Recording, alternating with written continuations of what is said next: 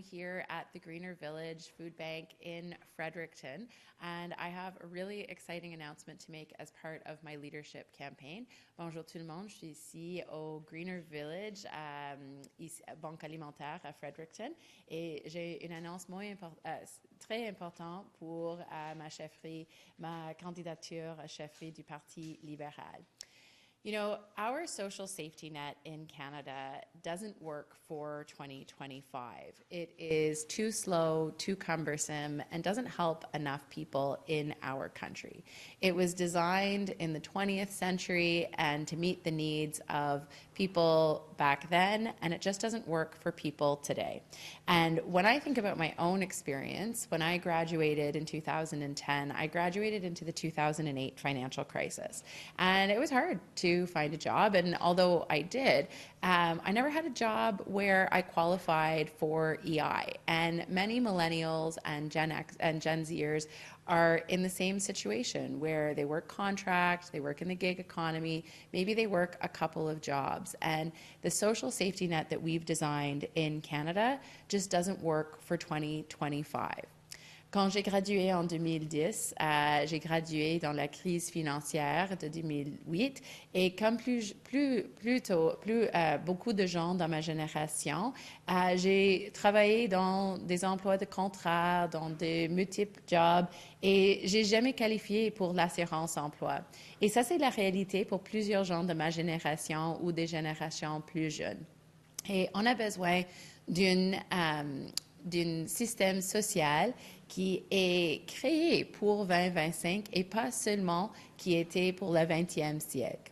So today I'm here to announce that within 1 year of becoming Prime Minister, I would bring forward a plan to update our social safety net to really help Canadians and not just catch them when they fall, but also to enable them to bounce back even stronger than before. And so what does that look like? It means a modernized EI system that actually helps Canadians when in their time of need. It means providing more supports to vulnerable seniors, and it means providing a dignified existence to people with disabilities. And it means setting us on a path towards a basic income in this country. Alors, qu'est-ce que ça veut dire? Ça veut dire un système d'assurance-emploi modernisé pour 2025. Ça veut dire plus de soutien pour nos aînés les plus vulnérables et une vie dignifiée pour les gens qui vivent en situation de handicap. Et je vais nous mettre sur une piste pour un revenu garanti pour tous les Canadiens. You know, we could have learned the lessons from the COVID-19 pandemic. When I think about when COVID-19 hit and we realized that the EI system was not able to handle the crisis and the emergency in which we found ourselves. As a government, we did something incredible. In a few short weeks, we stood up the Canada Emergency Response Benefit and the Canada Emergency Wage Subsidy, and we helped millions of Canadians get through that emergency. But then when COVID subsided and we went back to normal, one of my great disappointments is that we didn't learn the lesson from COVID-19 and we didn't seize the moment to modernize our social safety net. And when I think about where we are right now with the threat of tariffs from the United States, that means that we could be in another situation where up to 1 million Canadians lose their jobs and we do not have the social safety net in place to provide the supports in this moment. And so once again, we would find ourselves in the need to set up something new and ad hoc when really we should be having a system that can handle the shocks that are coming from outside of Canada, the shocks that could be facing our economy. It's something that we owe Canadians, that comfort, that knowledge, that expectation that when they fall, the government is there not just to catch them, but to ensure that they can rebound even more successfully. Une des choses dont je suis très déçue, c'est qu'après la pandémie, on n'a pas appris les leçons de assurance d'emploi dont nous avons expérimenté pendant la pandémie. Pendant la pandémie, comme gouvernement, on a fait un travail excellent de créer des programmes comme le bénéfice d'urgence pour les Canadiens et aussi pour les salaires. Et ça, c'était quelque chose qui était vraiment phénoménal. Mais après la pandémie, on a appris les leçons. Nous sommes retournés au vieux système et pas fait les changements dont nous avons besoin de faire pour justement assurer que s'il y a une haute urgence, s'il y a une haute choc à notre économie, tel comme ce qu'on va voir, ou peut-être on veut voir des États-Unis, donc il y a peut-être 1 million de jobs qu'on va perdre ici au Canada, on n'a pas besoin de faire des systèmes ad hoc. On a besoin de faire un système pour le 21e siècle qui peut répondre aux besoins des Canadiens dans ce moment. So my pledge to Canadians is to say it is time for a social safety net that meets your needs in the 21st century. And one of the reasons why I'm here at Greener Village is because it's about ensuring every single Canadian has a dignified life. No one in this country should worry about where they're getting their next meal or whether they have a roof over their head. And creating a social safety net for 2025 is going to do just that. Alors, merci beaucoup tout le monde. Thank you for having me. Happy to answer your questions. Could you expand a bit more on where you see the gaps in the EI system currently? Yeah. So first of all, it takes a really long time to get employment insurance. So you could lose your job and it could take up to 4 weeks, and sometimes it takes even more to get your support.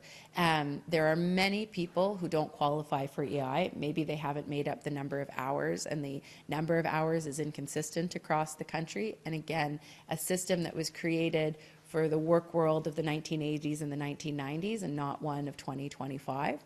And then there are a number of people who just don't qualify, because there are a lot of people these days who don't work in permanent employment. They work on contract, they work in the gig economy, maybe they're working in multiple jobs to get a source of revenue, and they just don't qualify for EI. So what we saw during the pandemic is that when people need it, the EI system is just not sufficient for what Canada's needs are. And so just to be clear on the universal basic income, this would be there on top of improving the EI system. I think we have to improve what we have right now to set us on a path for what a basic income could look like. So my commitment is within 1 year to have a modernized system in place, or the path towards it. And then a basic income would require a lot of conversations with the provinces and territories, but to set Canada on that path. Because again, we are a wealthy country. We have done great things. We pretty much have a basic income for children with the Canada Child Benefit, and for seniors with old age security and the guaranteed income supplement. But there are a lot of people who need that support in Canada. So I want to have that conversation and that dialogue with Canadians about what that modernized social safety net would look like. So do you have any idea right now, like how much money would a Canadian receive through UBI, and how would it be paid for? That's all work that has to be done, because we haven't done that work yet, and that's the work that I want to do in the first year of being elected as Prime Minister, and to really show Canadians what is possible and how we can actually ensure a dignified life for every Canadian.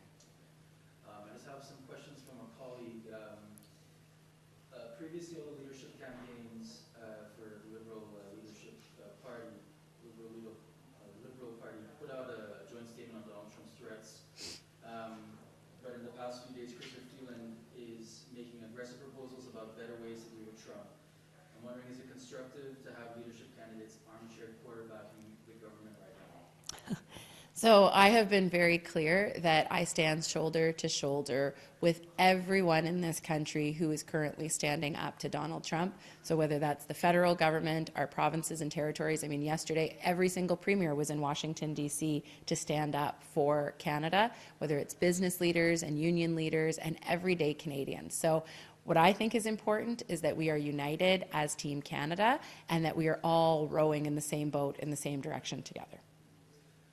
With Trump threatening to impose tariffs on steel and aluminum on March 12th, your fellow leadership candidate, again, Chrysler Freeland, says it would not be ideal to go to the polls right after the party selects its new leader on March 9th. What do you think of this?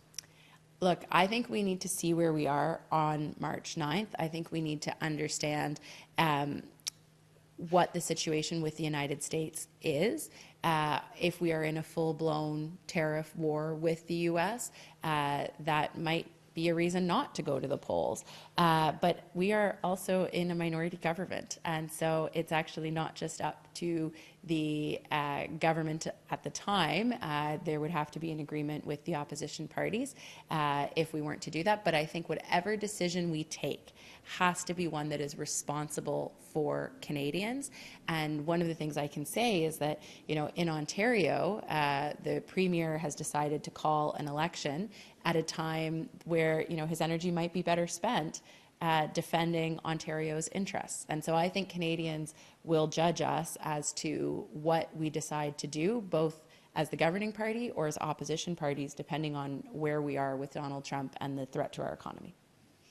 On the leadership race campaign still, I'm wondering, how is the fundraising going, and do you think you'll have enough money for the February 17th deadline? Well, it is a high fee that the party has set. I'm very proud that we have met the first 3 deadlines, and I'm working towards that final deadline. And so, you know, one of the things that has been incredible for me throughout this process is that my campaign has been an entirely grassroots campaign. We have had thousands of donors across the country. The average donation is less than $130 to my campaign. And so it's people who, you know, don't necessarily have deep pockets, but believe in what I'm saying, believe in building a more compassionate, more prosperous Canada. And I have to say that I'm so buoyed by that support. So it's a tough deadline to meet. We're working towards it. And of course, anyone who's watching who wants to contribute, you can make a donation at karinagould.ca. Just one last question, if you will. It's kind of back to the sort of the local take on things, but with tariffs, I know there's been a survey by the Canadian Chamber of Commerce regarding the cities that might be most impacted by tariffs, and St. John is, I think, number 1 on that list. Yeah. We've heard about supports for people who lose their jobs and that sort of thing, but I'm wondering, what policies might you have that business owners could maybe look out for that, you know, they might benefit in terms of, you know, attracting investment to stay in Canada when the threat of tariffs might be sucking investment into the U.S.? Yeah. Well, look, so I have every confidence that as Canadians, we are going to come out victorious when it comes to this trade war with the United States. But what we have to do in the interim, if it does go through, is to ensure that we are supporting both workers and businesses through it, so that by the time we do win and we come out victorious, we have those good jobs and those businesses to return to. So it's about providing support to employees, but also providing support to businesses that are most affected so that they stay in Canada and that we have those jobs to return to. So for me, there are 2 sides of the same coin, because even if we win, which we will, but we don't have the businesses here in Canada, then we've lost. And so we must ensure that we are anchoring those companies here in Canada, ensuring that they can get through this difficult time, just like we did through the pandemic, and to make sure that we really come out stronger throughout all of this. Thank you. Thank you.